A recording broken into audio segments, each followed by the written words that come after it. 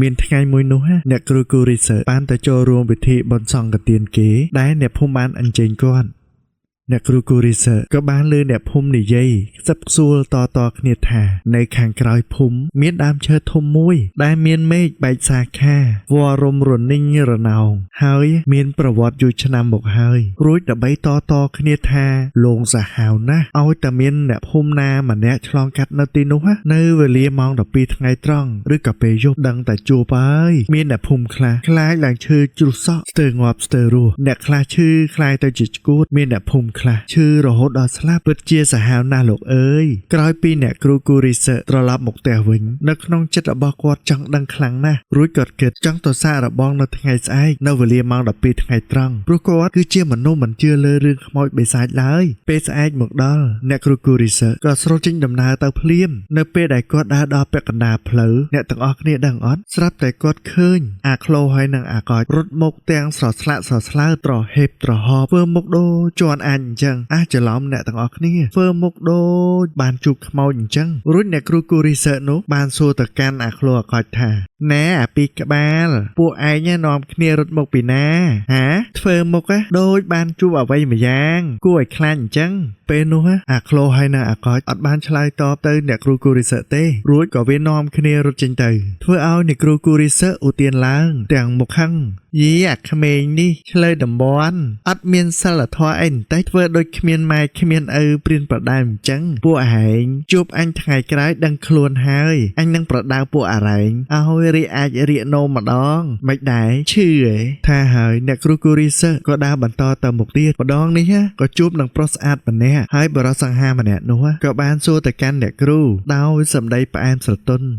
អ្នកគ្រូជាទីគួរឲ្យស្រឡាញ់តែអ្នកគ្រូនិយាយទៅណាដែរពេលនោះមិនចាំយូរទេអ្នកគ្រូគូរីសើក៏ឆ្លើយតបទៅវិញទាំងធ្វើចរិតអៀនព្រានចាស់បងអូនទៅនៅក្នុងបេះដូងបងនឹងណាបរិសសង្ហាយើងក៏ញញឹមឡើងដោយសេចក្តីហួសចិត្តលេងស្ដីរួចក៏ដើរចេញទៅធ្វើឲ្យអ្នកគ្រូគូរីសើខ្នាញ់នឹងវីរៈសង្ហារួចក៏ដើរចេញទៅដែរនៅពេលទៅដល់អ្នកគ្រូគូរីសើក៏ប្រទះឃើញដើមឈើធំមួយដូចដែលអ្នកភូមិនិយាយតគ្នាមែនស្របពេលនោះដល់ម៉ោង12ថ្ងៃត្រង់ល្មមអ្នកគ្រូមិនចាំយូរទេក៏បន្លឺវិចារឡើងណែពួកអាប្រលឹងខ្មោចព្រាយបិសាចទាំងឡាយឯងមានលឺយើងហៅទេវើយបើលឺហើយជួយចេញមកចរចាជែកចៃជាមួយនឹងយើងផងភ្លាមនោះអ្នកទាំងអស់គ្នាមានដឹងអត់ស្រាប់តែស្ងាត់ឲ្យឈឹងមានសម្លេងអីមិនបន្តិចមិនដូចដែលអ្នកភូមិល្បីនិយាយតគ្នាឡើយអ្វីដែលគួរឲ្យហួសចិត្តនោះគឺអាយ៉ាអញដូចជាមានអារម្មណ៍ថាស្អុយអ្វីមួយយ៉ាងដូចជាអញអញ្ចឹងអាយ៉ាអញថាអាចមែនបាទអ្នកទាំងអស់គ្នាមានដឹងអត់ថាអាចនេះគឺជាអាចរបស់អ្នកណាគេគ្មានពីណាក្រៅពីអាក្លូហើយនៅអាកោចមុននឹងទេព្រោះវាជាក្មេងក្បាលខូចកំពូលប្រចាំភូមិតែម្ដងរាត្រីកាលក៏ឈានមកដល់ហើយព្រះច័ន្ទក៏យាងមកបំភ្លឺស្បៃអន្តកាលរះមកវងភ័ក្រឡើងមូលក្រឡង់រីឯមេឃក៏ស្រឡះគ្មានពពកមកញោមញីរំខានឡើយបើនិយាយពីអ្នកគ្រូគូរីសើវិញដេកលួយយ៉ាងស្កប់ស្កល់គ្មានទៅក្បាលវ៉ាល់អ្នកណាម្នាក់ឡើយរាត្រីនេះស្ងាត់ឲ្យឈឹងហាក់បីដូចផ្ដល់ឱកាសឲ្យអ្នកគ្រូគូរីសើសម្រានលក់ដូចមនុស្សស្លាប់ហើយអ្នកទាំងអស់គ្នាមានដឹងអត់ស្រាប់តែដល់ម៉ោង12រំលងអាត្រាឆ្កែក្នុងភូមិក៏ចាប់ផ្ដើមលូឲ្យត្រហឹងពេញភូមិតែម្ដង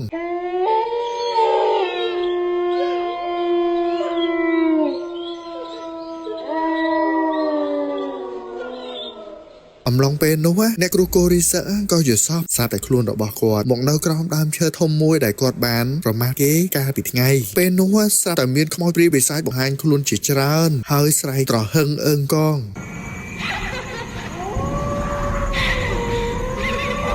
រំពេចនោះក៏ស្រាប់តែមានក្រងឆ្អឹងខ្មោចស្រីចេញមកច្របាច់កអ្នកគ្រូគូរីសើភ័យឡើងរៀកនោមតែម្ដងរួចហើយក៏ដឹងខ្លួនពីដំណេកគាត់ក៏ឧទានតិចទាំងញែកថាចំអញយល់សប្តិតា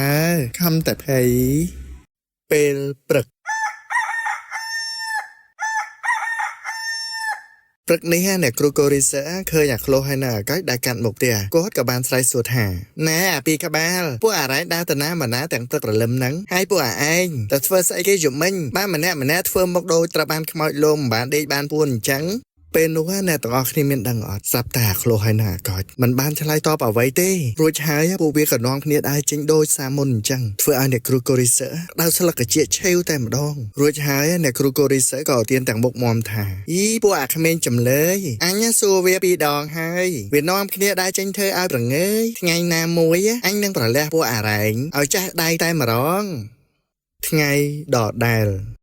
ក្រោយពីញ៉ាំបាយថ្ងៃត្រង់រួចស្រាប់តែអ្នកគ្រូកូរីសើនឹកឃើញសុបិនកាពីយប់មិញគាត់គឺជាមនុស្សមិនសូវខ្លាចមិនជឿរឿងខ្មោចព្រាយបិសាចឡើយគាត់ក៏សម្រេចចិត្តដើរទៅមើលកន្លែងនោះម្ដងទៀតនៅពេលដែលគាត់ទៅដល់ស្ងាត់ឲ្យឈឹងសំបីតែខ្យល់ក៏គ្មានដែរម្ដងនេះអ្នកគ្រូបាននិយាយស្ដីអីទេមិនដូចពីលើកមុនឡើយរួចគាត់ក៏ដើរត្រឡប់ទៅផ្ទះវិញពេលយប់រាត្រីកាលក៏បានវិលត្រឡប់ម្ដងទៀតយប់នេះអេដមីនបានដឹងមុនហើយថានឹងមានរឿងកើតឡើងចំពោះអ្នកគ្រូកូរីសើចាក់ជាពុំខានតោះអ្នកទាំងអស់គ្នាកុំចាំយូរទៅតាមដានជាមួយខ្ញុំទាំងអស់គ្នាយប់នេះម៉ោង12រំលងអាធ្រាត្រដដែលឆ្កែក៏ចាប់ផ្ដើមលូម្ដងទៀតអ្នកទាំងអស់គ្នាមានដឹងអត់ស្រាប់តែសម្ភារៈនៅក្នុងផ្ទះនោះកម្រើកដោយខ្លួនឯងទាំងអស់រំពេចនោះស្រាប់តែពពួកខ្មោចទាំងនោះក៏បង្ហាញខ្លួនរួចក៏លងបន្លាចអ្នកគ្រូកូរីសើស្ដែងតែម្ដងធ្វើឲ្យអ្នកគ្រូភ័យខ្លាចស្ទើរតែគៀងបេះដូងរួចក៏ស្រែកឡើងផ្លត់មាត់ហើយគាត់ក៏ភ្ញាក់ពីដំណេកតែម្ដងអ្វីគ្រប់យ៉ាងគឺត្រឹមតែជាការចស័ព្ទតែប៉ុណ្ណោះបាននិយាយពីអាក្លោខោចវិញវាមិនខុសពីអីអ្នកគ្រូកូរីសើឡើយព្រោះអាពីក្បាលនេះបានប្រមាថបន្ទោបងដាក់ក្រោមដើមឈើដែលមានពពួកខ្មោចបិសាចរស់នៅហើយមកយប់ខ្មោចតាមលងបន្លាយពួកវាមិនបានដេកបានពួនឡើយ